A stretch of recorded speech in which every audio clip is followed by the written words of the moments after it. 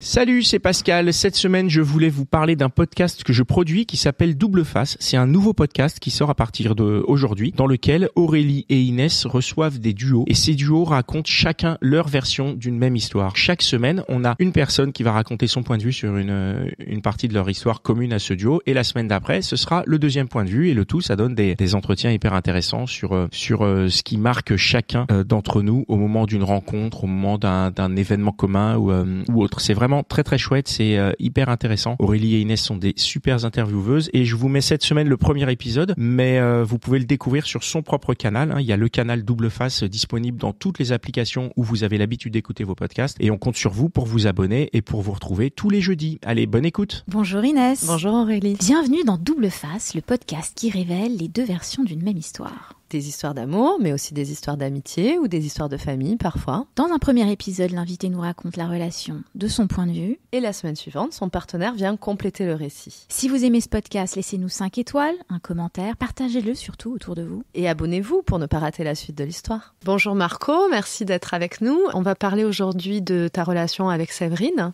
Donc vous êtes rencontrés il y a plus de 10 ans dans une soirée. Tous les deux, vous ne connaissiez pas grand monde dans cette soirée. Vous êtes devenus amis.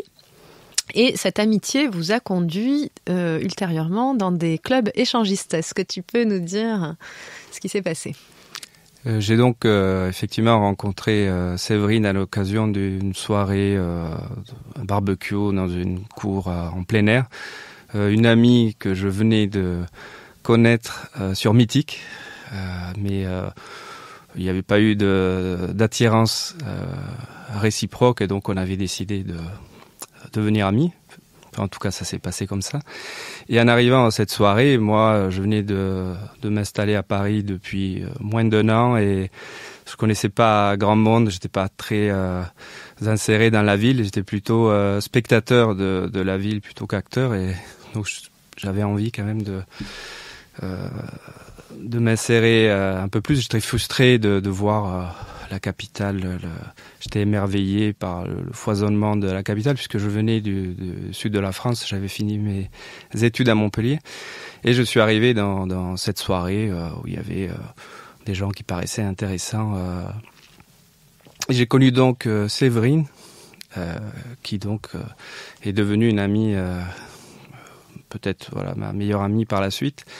Tu as parlé de Paris, tu as dit à la fois que tu étais émerveillé et frustré. De quoi tu avais envie là quand tu dis j'avais envie de m'insérer, de profiter de Paris ? C'était quoi ? Bien, moi je sortais de 5 ans de doctorat, donc 6 ans de couple, puis du doctorat. Donc j'avais pas vraiment, à 30 ans, j'avais pas vraiment profité de la dizaine qui venait de s'écouler. Et donc j'arrive dans la capitale, j'ai un petit peu d'argent. Voilà, j'ai envie de rattraper un peu le temps perdu. Et effectivement, quand on arrive dans un endroit où on voit que ça grouille, qu'il y a des soirées, mais qu'on connaît personne, on n'en profite pas. Donc on se promène, mais on se dit tiens, j'aimerais aussi être acteur de cela et pas simplement spectateur. Donc j'étais dans cette envie, un peu cette excitation que les gens ont connue. Par exemple, ceux qui sont allés à New York disent la même chose. Les gens qui viennent de l'extérieur, quand ils arrivent à New York, ils voient cette effervescence et ils ont envie aussi de jouer ce rôle de New-Yorkais. Donc tout le monde est un peu plus excité que d'habitude. Et cette rencontre avec Séverine était providentielle puisque effectivement, je me suis très vite rendu compte que c'était quelqu'un de particulièrement ouvert aux autres, ouvert d'esprit, qui avait envie aussi de vivre des choses un peu particulière puisque elle aussi elle avait eu des années de couple, s'était séparée du père de sa fille, etc. Et elle avait fait des petites tentatives d'aventure un peu particulières, mais elle n'avait pas encore eu des expériences qu'elle aurait aimé avoir. Et donc je pense qu'on s'est trouvés au bon moment tous les deux et ça nous avec la même envie. Exactement. Alors raconte-nous un peu ces premières expériences et C'était quoi donc cette envie commune que vous aviez ? Bon, très concrètement, ce soir-là, on sympathise un peu. Moi, j'avais sympathisé avec d'autres personnes. On s'échange nos numéros et on décide de se revoir dans le Marais prendre un verre. Et tout de suite, j'ai senti qu'elle était un peu portée sur la chose sexuelle. Moi aussi, j'étais dans le même état d'esprit. Et je lui avais dit, tiens, est-ce que... on avait parlé, je crois, de l'histoire de Plan A3, etc. Elle m'avait dit qu'elle aurait bien aimé essayer avec une fille, mais qu'elle n'avait jamais eu d'occasion. Alors moi, je me suis dit, formidable. Comme j'avais 2 ou 3 numéros de filles que j'avais rencontrés sur les sites de rencontres, j'ai envoyé des messages en disant, tiens, elles sont peut-être disponibles, on peut peut-être organiser une petite partie à 3. Donc, aucune de ces filles a répondu à mon texto. Et donc, j'ai eu cette idée-là. J'ai dit, tiens, on pourrait aller dans un club libertin. Donc là, elle a répondu, formidable, allons au club libertin. Donc, en fait, dès le soir même, on est allé, je crois que c'était le No Comment qui n'existe plus. Donc, dès le premier soir de notre rencontre, on est parti à un club libertaire. Toi, tu avais envie d'une expérience avec 2 filles, donc tu avais aussi envie de Séverine alors ? Alors non, justement, la particularité de notre relation, c'est que Séverine est une fille très séduisante. Elle était au summum de sa forme. Elle l'est toujours d'ailleurs. 10 ans. Selon le marché, les règles du marché, dont parle d'ailleurs Annie Ernaux, des règles du marché dans son dernier roman que Séverine m'a offert. Ouais. Donc c'est pour ça que je me permets d'utiliser le terme de marché. Elle était au sommet de son pouvoir de séduction, et aussi bien auprès des hommes que des femmes. Et moi, c'était pas du tout mon style. Donc dès le départ, j'ai pas été attiré par elle dans ce cadre-là. Pourquoi c'était pas ton style ? Pourquoi Séverine n'était pas ton style ? Ça, c'est difficile de savoir pourquoi quelqu'un n'est pas ton style, mais voilà, j'ai jamais eu d'attirance physique pour elle. Donc, je crois que pour elle, déjà, c'était aussi une nouveauté, parce que évidemment, tout homme normalement constitué, quand il voit Séverine, il tombe sous son charme. Donc déjà, avoir affaire à quelqu'un qui non seulement est hétérosexuel, qui en plus n'est pas particulièrement repoussant, qui apparemment est très porté sur la chose et qui n'est pas intéressé par elle de ce côté-là. Pour elle, il y avait un espèce de mystère qui effectivement était aussi attirant. Donc je crois que ça a créé quelque chose de particulier de son côté à elle, par le fait que moi, j'étais pas du tout intéressé par elle. Mais quelque part, elle te permettait d'avoir accès aux femmes que tu désirais. Oui. Alors vas-y, raconte. Donc vous allez dans ce club. On va dans ce club. Alors elle m'avait raconté, moi j'avais jamais été avant. Elle m'avait raconté y avoir été, mais que ça s'était pas très bien passé parce qu'elle a été avec un ex, mais qui était très mal à l'aise et qui donc n'allait pas vers les gens. Donc en fait, il s'est rien passé. Alors que moi j'étais très à l'aise. J'avais compris tout de suite comment ça fonctionnait. Donc j'ai dit, tiens, on va voir.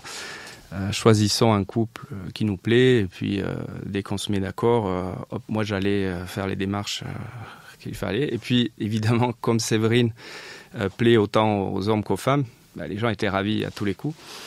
Et du coup, on avait eu quelques aventures. Tu dis, j'ai fait les démarches qu'il fallait.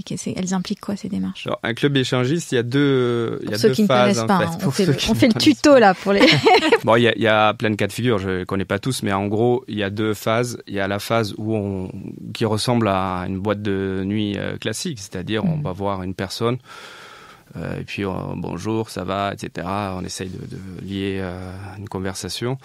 Puis, si on voit que le feeling passe, la différence avec une boîte de nuit classique où éventuellement on va s'embrasser, etc. Là, il y a des backrooms, c'est-à-dire des salles un peu derrière la piste de danse, dans lesquelles on peut aller faire ce qu'on veut si on le souhaite.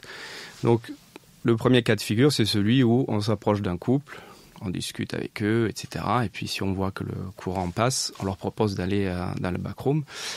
Dans le backroom, il y a aussi des endroits un peu mélangistes, on va dire, où c'est plus des gens qui font des choses de manière plus spontanée, sans avoir discuté avant, et sans qu'il y ait un échange entre 2 couples. Là, il y a des individus qui passent, et puis il y a plus de spontanéité. Voilà. Donc les démarches consistaient à aller voir ce couple-là et négocier le fait d'aller ou pas. Mais alors comment ça se passe une négo comme ça ? Qu'est-ce que tu dis ? Comment... Tu parles à l'homme ou à la femme ? ou aux deux? Comment ça se passe? Aux deux, oui. Après, ça dépend de qui est un peu le leader. Souvent, il y en a un qui se met en avant. On arrive, on dit bonsoir, ça se passe bien. Voilà, on fait les présentations. Puis, on sent tout de suite, puisque les gens savent très bien pourquoi on est là. Et donc, on te fait comprendre gentiment qu'on est intéressé ou pas, etc. Et puis, les choses se font de manière assez naturelle, puisqu'il y a des codes qui font que de manière très... Et vous choisissiez en fonction de la femme, n'est-ce pas? Puisque c'était ça votre recherche. Absolument. Séverine, ayant effectivement un succès très important avec les hommes, étant sortant, il y a un grand réseau, pour se procurer des hommes, c'était pas du tout un problème. Par contre, elle avait cette envie de coucher avec des femmes, et ça, elle n'avait pas, à l'époque, elle n'avait pas encore eu ni l'occasion, ni elle se sentait pas d'aller draguer des femmes, et donc elle, c'était ça qui l'intéressait. Donc effectivement, c'était le choix se porter sur une fille qui nous plaise tous les deux. Et donc elle, ça lui permettait d'avoir une relation avec une femme. Et toi, après, tu les regardais. Qu'est-ce que tu voulais, toi? Moi, c'était la fille qui m'intéressait. Donc il y avait aussi une norme. Après, je sais pas si c'est toujours le cas, selon laquelle les filles commençaient. D'accord. Pendant ce temps, les garçons, soit ils regardaient, soit ils bavardaient entre eux. Il y a des relations entre hommes sexuelles? Ça doit sans doute se produire, oui, pour ceux qui veulent. Toi, moi, je n'en ai pas vu. T'en as pas vu? Tu voulais, toi? Non, moi, je suis pas du tout intéressé. C'était pas ça? Non. D'accord. Donc, les filles commencent. Puis quand elles ont terminé, chaque garçon va avec l'autre fille. Donc, finalement, t'avais pas un plan à 3? Ah non, pas du tout. D'accord. Mais surtout que moi, j'ai un peu de mal, j'ai besoin de me concentrer sur une personne. Et dès lors que, déjà, même s'ils sont très près, je ne suis pas concentré, ça ne fonctionne pas. Donc, moi, mon idéal, c'était qu'on s'éloigne même, que chacun... Mais quand tu dis quand elles ont fini, c'est-à-dire quoi? Qu'elles ont joui? Comment on sait que c'est fini? Quand elles se lèvent et... D'accord. Enfin, voilà. C'est elles qui décident quand elles ont fini. Tu allais dans un club échangiste, mais tu ne cherchais pas la pluralité, en fait. Tu voulais une relation avec une femme. Oui. Et donc, pourquoi avec Séverine et pourquoi un club échangiste, alors, si tu voulais une relation avec une femme? Qu'est-ce qu'il y avait de différent? Déjà parce que en dehors de ça, c'est très compliqué. Et puis, il y a un avantage dans les clubs échangistes, c'est que il y a ce côté direct et sans engagement. C'est-à-dire que dans le cas classique, une fille, il faut la draguer, etc. Ça prend souvent, en tout cas dans mon cas, c'est chronophage. Non, mais surtout que au moment où on arrive à ses fins, on va dire, la fille n'a pas forcément envie que ce soit un seul soir, donc ça engendre des problèmes divers et variés. Il faut trouver quelqu'un qui ait les mêmes envies. Là, c'est très simple. On couche ensemble, chacun repart chez soi. Enfin, il n'y a aucun engagement. Donc, il n'y a pas les problèmes d'avant et après. On est d'accord sur le fait qu'on va s'amuser pendant 1 heure et terminer. Qu'est-ce qui t'ennuie dans l'engagement? Pourquoi tu voulais des trucs sans engagement? Parce que moi, je suis pas très intéressé par les engagements amoureux en général. Enfin, surtout à ce moment-là, on a envie de découvrir... tout le monde a eu des peines de cœur, j'imagine. T'as été amoureux, t'as souffert? Comme tout le monde, mais moi, j'ai été plutôt gâté de ce côté-là. Donc, par rapport à ce que j'observe autour de moi, j'ai plutôt eu de la chance. Mais en tout cas, à ce moment-là, tu voulais pas d'engagement? Non, mais j'arrive à Paris, je suis là pour découvrir la ville. Encore une fois, après 6 ans de couple, 5 ans de doctorat avec une partie commune entre le couple et le doctorat. Donc, j'avais vraiment pas vécu de jeunesse, puis j'avais pas beaucoup de moyens financiers. Donc voilà, la période entre 20 et 30 ans, qui est celle pendant laquelle la plupart des gens explorent ce genre de choses avant de se calmer un peu. Moi, ça commençait là. Donc, il ne s'agissait pas quand même de tout foutre en l'air tout de suite, quoi. Tu voulais profiter. Il faut profiter un peu. Donc, tu pouvais, dans ces clubs, avoir une relation sans engagement. Et qu'est-ce que t'apportait la présence de Séverine? Qu'est-ce qu'il y avait de particulier? Déjà, c'était marrant parce qu'on était à deux. Il y avait quand même, alors elle, avec sa vision d'anthropologue, quand on discutait avec des gens, souvent il y avait des discussions dans le fumoir qui étaient géniales. On se disait tous les deux, si on avait des caméras, là, on aurait on aurait des histoires extraordinaires. Donc il y avait ce côté, on se marre, on discute avec les gens. En dehors du côté, on va dire, sexe, qui d'ailleurs pouvait aussi se prolonger parce qu'on s'est aperçu que la plupart des couples étaient des faux couples comme le nôtre. Oui. Donc moi, ça m'est arrivé plusieurs fois en discutant avec la fille, en disant tiens, est-ce que c'est ton mec? Non. Bien, tiens, voyons-nous, échangeons nos numéros, et puis on se voyait par la suite. Donc il pouvait y avoir aussi des prolongements. Donc ça, il y avait ces avantages-là. Puis il y a quand même aussi beaucoup d'escortes quand même dans les clubs échangistes. Moi, j'ai pas eu affaire à ça. Je sais que ça existe, mais en général, c'est pas mon style. Je suis pas attiré par ce genre de femmes, quoi. Est-ce que je peux me permettre une question? Absolument. Rebondir sur quelque chose que tu as dit autour de l'engagement. Dans ma vie intime, la question de l'engagement m'a ramenée à ma peur de l'abandon. Je me suis rendu compte que souvent les gens qui fuient ou qui ont peur de l'engagement ont avant tout peur d'être abandonnés, en fait. Et c'est une façon insidieuse d'éviter ce traumatisme. Est-ce que ça te parle, ce que je te dis? Et avec quoi résonne le mot abandon? Je ne crois pas que ce soit mon cas, parce que j'ai jamais été largué. Enfin, j'ai jamais eu affaire à ces choses horribles que j'entends, des tromperies, des gens qui te quittent du jour au lendemain. Moi, j'ai vraiment été gâté dans mes relations. Et dans tes relations familiales? Oh ben là, par contre, on peut faire un podcast spécial. Mais encore, qu'est-ce que le mot abandon, avec quoi le mot abandon résonne-t-il dans ton histoire familiale? Et le coup. Ma mère, moi, j'ai pas connu mes parents. Ils se sont séparés alors que j'avais 2 ou 3 ans, donc je les ai jamais vus ensemble. Et effectivement, mon père a abandonné femme et enfants quand moi j'étais très jeune, pour ensuite venir nous récupérer par la force quand ça l'arrangeait. Combien de temps plus tard? 6-7 ans. 6-7 ans, d'accord. Donc tu as été abandonné par ton père à quel âge? 3 ans. 3 ans, d'accord. Et ta mère, elle était triste à ce moment-là? Tu voyais triste, qu'elle était triste? elle était effondrée, mais je n'avais pas l'âge pour m'en rendre compte. Mais du coup, est-ce que tu penses que ça t'a donné une image négative du couple, Il y a de fortes chances. Cette souffrance, Imagine. Enfin, en tout cas, pas comme quelque chose qui fait partie de la norme. Moi, j'ai grandi avec une mère qui a jamais refait sa vie, que je n'ai jamais vue avec un homme, par exemple. Il y a des psys qui m'ont expliqué que c'était catastrophique pour la suite des événements. En quoi? J'ai lu ça dans un bouquin qui s'appelle L'amour, petit l'être heureux. C'est un psy canadien dont j'ai plus le nom en tête, mais qui expliquait qu'à partir du moment où tu n'as jamais vu ta mère avec un homme, il y a quelque chose qui ne se fait pas dans la construction psychique, et qui fait qu'après tu peux plus t'engager avec une femme. Pour un homme, pour une femme? Pardon? Oui, là c'est un homme vis-à-vis de sa mère. Parce que dans ce bouquin, il y avait tous les cas de figure. Il y avait les relations père-fils, père-fille, et puis mère-fils, mère-fille. Et donc là, dans ce cas-là, ça m'avait beaucoup parlé de Bon, il expliquait que si on n'avait jamais vu sa mère avec un homme, on avait du mal ensuite à s'engager avec une femme, parce qu'on percevait ça inconsciemment comme un abandon de sa mère, quelque chose de ce style-là, quoi. Parce que du coup, ta mère, elle a reporté son amour sur vous, sur ses enfants? Oui, d'une manière extrême, oui, c'est sûr. Pour elle, la place que devait avoir un homme, elle l'a donnée aux enfants. À toi en particulier? Peut-être plus, parce que moi, j'ai toujours eu l'image du plus sage de la fratrie. Donc, Et c'est marrant parce que finalement, en vieillissant, tu n'es pas si sage.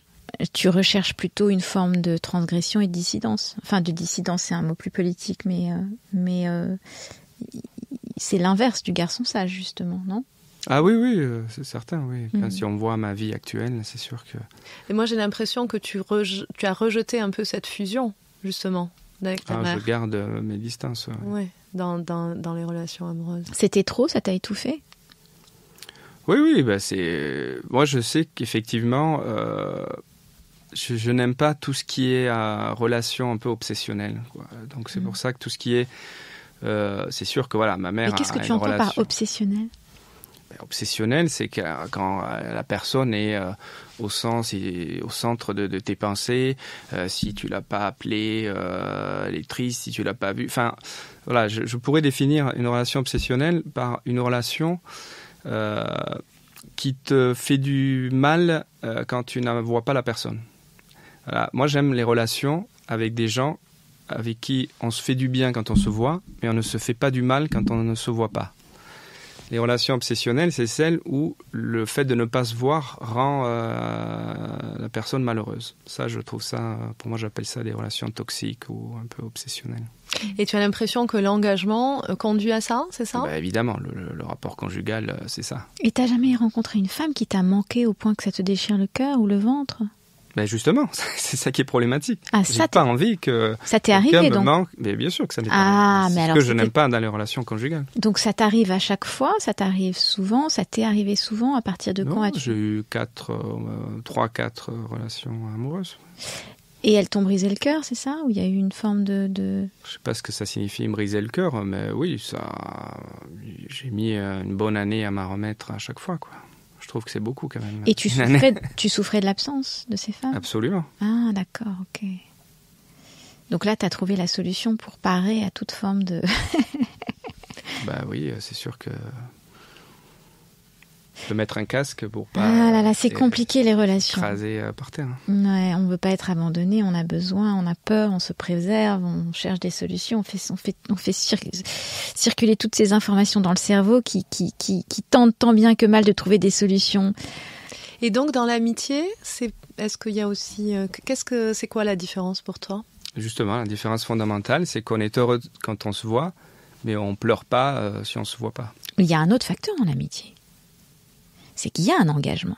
C'est qu'on se voit ou qu'on se voit pas, on sera quand même là. Ah mais absolument. Et on sera content de se revoir. C'est pas un engagement obsessionnel, c'est ça que je veux dire. Déjà, il n'y a pas le côté exclusif. C'est presque inconditionnel. Ah mais justement, mais en fait, les deux avantages, c'est que l'amitié n'est pas exclusive, là où, hors exception de polyamour, etc., mais même quand on va fouiller les gens qui pratiquent le polyamour, il y en a toujours un qui n'est pas d'accord, qui souffre, etc., l'amitié, a priori, on peut avoir plein d'amis, ils ne sont pas jaloux. Il y a des cas extrêmes de jalousie d'amitié, mais dans la plupart du temps, on t'en veut pas d'avoir un autre ami. Quand tu en as un, tu peux les faire se rencontrer ou pas. Enfin, il y a cette liberté-là, première chose. Dans l'amour conjugal, c'est un et c'est tout. Il y a le fait qu'on se voit quand on veut, certes. Il faut faire un petit peu d'effort si on veut avoir un ami. Il y a des engagements à avoir, se donner des nouvelles, se voir, aider l'autre, écouter l'autre, essayer de le voir le plus possible. Mais ce sont des engagements, encore une fois, qui, pour moi, sont tout à fait plus supportables que les engagements conjugaux. Il y a aussi le fait que, moi, il y a une chose que je n'aime pas dans l'amour conjugal, c'est... le fait que tu sois au centre du monde pour une personne à un instant T, et quand t'es plus un, tout part en miettes, et non seulement, au mieux, tu deviens un inconnu pour la personne, au pire, tu deviens son pire ennemi, alors que 3 jours après, c'était mon chéri, mon doudou, mon cœur. 3 jours avant. 3 jours avant. Lapsus, ouais. Toi, tu resterais en contact avec tes ex si... Tu aimerais moi, oui, je suis en contact avec toutes celles qui veulent. D'accord. Qu'est-ce que Séverine, pour en revenir à votre relation, qu'est-ce que Séverine t'a fait découvrir des femmes que tu ignorais ? Et qu'est-ce que ta relation avec Séverine t'a fait découvrir sur les femmes ? Je sais pas si en particulier. Moi, j'ai toujours fréquenté plus de filles que de garçons. C'est en train un peu de se rééquilibrer depuis quelques années, mais j'ai toujours eu beaucoup d'amies femmes. Séverine, il y a une particularité dans notre relation, c'est qu'on s'est beaucoup vu. En fait, je veux dire, pendant 10 ans peut-être, elle venait dîner au moins une fois par semaine chez moi. J'ai connu tous ses compagnons. J'étais ami avec eux. Elle m'a présenté. Et eux, ça les dérangeait pas qu'ils savaient de tout ce qui s'était passé entre vous et tout votre passé libertin ? Oui. Bon, en plus, oui, moi j'aurais préféré qu'elle n'en parle pas, mais elle prenait un malin plaisir à torturer ses compagnons, donc tout ce qu'elle pouvait faire pour les torturer, et notamment balancer ce genre d'informations, ça ne faisait rien. Donc moi, ça me mettait plutôt mal à l'aise en face d'eux, mais non, elle racontait tout ça. Moi, j'ai plutôt eu la cote en général avec tous ses compagnons des 10 dernières années. Elle nous a parlé je crois que tu l'as dit aussi, qu'elle avait un tempérament dominant. Ouais. Est-ce que dans votre amitié, il y a un qui domine l'autre ou Non, absolument pas. Elle est votre amitié? Non, comment tu peux la définir? Justement, il n'y a pas du tout de rapport de force, de domination. Ça se joue pas du tout là-dessus.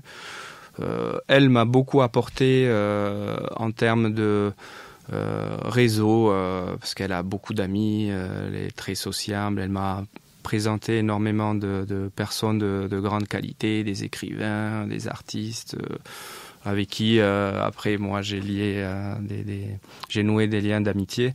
Donc c'est vrai que ses amis en général, voilà, ça se passe assez bien. Et moi, c'est pas du tout j'ai pas forcément de mon côté présenté des personnes importantes. Donc ça c'est déséquilibré en sa faveur. Dans le capital social, pour reprendre ton expression du marché. En termes de capital social, c'est sûr que c'est elle qui m'a apporté beaucoup plus. Moi, je pense que je lui ai apporté déjà une présence masculine désintéressée et quotidienne. Et puis aussi, comme elle navigue dans un milieu très à gauche, progressiste, etc. Moi, je suis un peu l'avocat du diable. Donc, l'unique personne qui va tenir un discours qui n'est pas le discours que lui tiennent tous ses amis. Donc, mais en résumé, il dit quoi ce discours? Pardon? En résumé, il dit quoi ce discours? Quel discours? Moi, je suis contre tout ce qui est dogme. Donc, à partir du moment où je suis face à quelqu'un de dogmatique, je suis forcément en opposition. Donc, quel que soit, moi, je me considère comme neutre idéologiquement. Donc, qui que j'ai en face de moi, j'aurais tendance à déconstruire, puisque c'est le terme à la mode, ses croyances, ses raisonnements, etc. Donc, c'est un peu un jeu, tu vois, entre nous. De discuter. Donc elle, ça lui permet d'avoir quelqu'un qui systématiquement démonte les raisonnements dominants, etc. Donc, et qu'est-ce que ça a changé dans ta sexualité alors, toutes ces expériences? Et dans la vision que tu as de toi-même, ça t'a donné de la confiance en toi? Ça t'a... Ouais, j'ai la sensation que tu étais quelqu'un qui manquait de confiance en toi. Ah oui, mais énormément. Il faut savoir que au moment de l'adolescence, qui est le moment où l'adulte, où l'estime de soi se construit, où l'image de soi se construit, moi, je faisais partie des ploucs. Voilà. Donc, et en même temps, j'étais assez précoce en termes de sexualité. Donc, c'était un peu la double peine. T'avais très envie très jeune et personne ne voulait de toi. Voilà. Donc, j'ai grandi un peu dans cette idée très mauvaise de moi-même. Ouais. Et donc effectivement, après il y a eu ce couple qui a duré très longtemps, de mes 21 à mes 27 ans, où là c'était la première expérience avec une très grande harmonie, amour réciproque, rien à redire de cette personne. On est encore en contact, on avait une relation vraiment fraternelle, vraiment la relation parfaite. Mais j'ai gardé cette frustration, quand je suis retourné sur le marché, j'étais pas très dégourdi avec les filles, etc. Et donc, j'ai amené avec moi une espèce de bagage de frustration qu'il a fallu un peu... il y avait un gouffre d'ego. Et tu t'en es affranchi? Alors, ça y est, je crois que depuis ma dernière histoire d'amour, j'ai réussi j'ai senti que ça y est, j'avais passé un cap, que j'avais plus rien à me prouver de ce côté-là et qu'il a fallu une bonne dizaine d'années quand même. Et est-ce que justement dans les clubs échangistes, ça t'a permis de satisfaire cette frustration, de la combler Alors non, parce que le principe, même si il y a quand même une démarche de séduction, c'est pas quand même la même que dans la vie réelle, puisque on comprend bien que les gens acceptent non pas pour moi, mais pour ma coéquipière, Pour Séverine. Tu as toujours eu ce sentiment ? Ah oui, bien sûr. Mais d'ailleurs, c'est pas un sentiment puisque je suis retourné après avec d'autres filles en club. Et là, j'ai vu la différence radicale de pouvoir de séduction des autres femmes. Ah oui. Ça marchait pas aussi bien. Ah non, c'était plus le même standing là avec d'autres. Donc on voit bien que c'est. Ah donc toi, tu as continué avec d'autres partenaires. Ah oui, j'ai continué. Oui. Donc après, tu avais Séverine, accès à des femmes grâce à la présence de Séverine. Ah mais complètement. Du coup, ça te satisfaisait pas totalement parce que c'était pas vraiment toi qu'elles avaient choisi, c'est ça ? Non, c'est pas ça. Après. C'est disons ça ne remplit pas la frustration que je pouvais avoir de la même manière que pouvait le faire la même rencontre tout seul, mais on pouvait compenser cette chose-là par l'acte lui-même et essayer on s'aperçoit quand même si on est en train de donner du plaisir ou pas à la femme en question. Et aussi les cas où, effectivement, après on s'est échangé les numéros, on s'est revus. Donc là, on revenait dans un cas de figure plus classique en termes d'avantages, en termes d'ego, quoi. Voilà. Est-ce que tu peux nous décrire les femmes qui t'attiraient dans ces clubs Ça, c'est... J'ai du mal à... Moi, si je pouvais décrire un peu ce qui me plaît chez une femme, c'est le fait qu'elle soit pas vulgaire. Je suis pas du tout attiré par les filles vulgaires trop le genre escorte si on peut imaginer ça, talons hauts, maquillage, je n'aime pas la vulgarité. J'aime bien en général les filles qui font fissage. Voilà. Fissage. Si on pouvait, donc le fantasme, c'est dévergonder une des fissage, d'accord. Il y a quand même un truc drôlement incestueux dans cette affaire parce que c'est ta coépitière, c'est ta sœur, vous avez des rapports fraternels, en même temps tu aimes les enfants sages, enfin il y a tout un truc. Est-ce que vous avez une relation j'ai pas dit sexuelle sage. Non, les filles sages. Mais c'est des filles, pas des femmes, tu dis. Oui, ouais. Oui. Est-ce que vous avez une relation sexuelle avec Séverine ? Alors, c'est arrivé une fois, et le terme incestueux tombe à point, parce que moi, c'est comme ça que je l'ai vécu. C'est arrivé une fois, alors elle, je ne sais pas, parce que quand elle essaye de faire du mal à ses compagnons, elle dit toujours qu'on a couché ensemble 2 ou 3 fois. Alors, à moins que je les ai refoulés les 2 autres, moi, j'ai le souvenir que d'une fois, que je regrette énormément parce que ça n'aurait pas dû se produire et qui m'a laissé vraiment une sensation de dégoût et pourquoi ? Que je regrette. Ça n'avait pas lieu d'être et voilà. Tu as eu peur de la perdre là ? Tu as eu peur d'entacher votre amitié ? Pas du tout. C'était hors sujet quoi. Vraiment, j'ai trouvé ça incestueux quoi. Voilà, pour moi, on n'était pas du tout à cet endroit-là quoi. Merci pour ton témoignage. On a une dernière question qu'on pose d'ailleurs à tous les gens qui viennent. Pourquoi as-tu accepté de témoigner aujourd'hui et qu'est-ce que tu aimerais qu'il se dégage de ton témoignage ? J'ai accepté parce que je suis bavard et que je suis narcissique et j'aime bien que ma personne puisse s'exprimer. J'écris des romans par ailleurs, donc on peut comprendre que j'aime bien raconter des histoires aux gens. Et si on peut toujours imaginer que quelqu'un ait ressenti les mêmes choses et se soit posé des questions, se trouve anormal, où des gens se disent l'amitié homme-femme c'est pas possible, c'est quelque chose qu'on entend souvent, à moins qu'il y en ait à moins qu'il y ait une différence esthétique entre les deux, à moins qu'il y en ait un qui a des problèmes. Moi, ce que je voudrais dire, c'est que c'est tout à fait normal. Que moi, en tout cas, j'ai toujours eu des amies femmes. J'ai toujours préféré être entouré de femmes que d'hommes. Et ça peut se faire tout à fait sans qu'il y ait de problème. Et c'est très beau. Moi, je trouve que c'est une amitié qui est très riche parce que, justement, on est face à une personne de l'autre sexe qui peut se livrer totalement. Qui te raconte, moi Séverine me dit je préfère raconter mes histoires à toi qu'à mes copines parce que je me sens plus libre, il n'y a pas de jugement, j'aurai une vision d'homme alors que mes copines, il y a tout un corpus théorique derrière, etc. Et de donc, projection aussi et d'identification. Voilà, souvent. et donc c'est une richesse qu'on ne retrouve pas dans d'autres types de relations, en tout cas ce qui me concerne. Et réciproquement, elle t'apporte une vision féminine. c'est ça? Oui. Bah, enfin, elle, en général, oui. Bah, c'est sûr que je comprends beaucoup plus. J'ai compris beaucoup plus la psychologie féminine avec les amis, puisque là, elle s'ouvre. Moi, en plus, je suis le réceptacle depuis des années de toutes les histoires de cœur de mes amis. Donc, je peux en écrire 3 encyclopédies. Du coup, j'ai une connaissance approfondie de ces choses-là grâce à mes amis femmes, que les garçons qui ne s'intéressent qu'aux filles que dans une relation de séduction ne comprendront jamais parce qu'ils n'auront pas cette vision approfondie. Merci Marco. Merci beaucoup Marco. Je vous en prie. Merci à vous. Et voilà, maintenant vous vous demandez peut-être comment l'autre a vécu cette même histoire. Alors rendez-vous jeudi prochain ici et abonnez-vous pour ne pas rater l'épisode. Si ça vous a plu, laissez un commentaire ou 5 étoiles dans votre appli de podcast.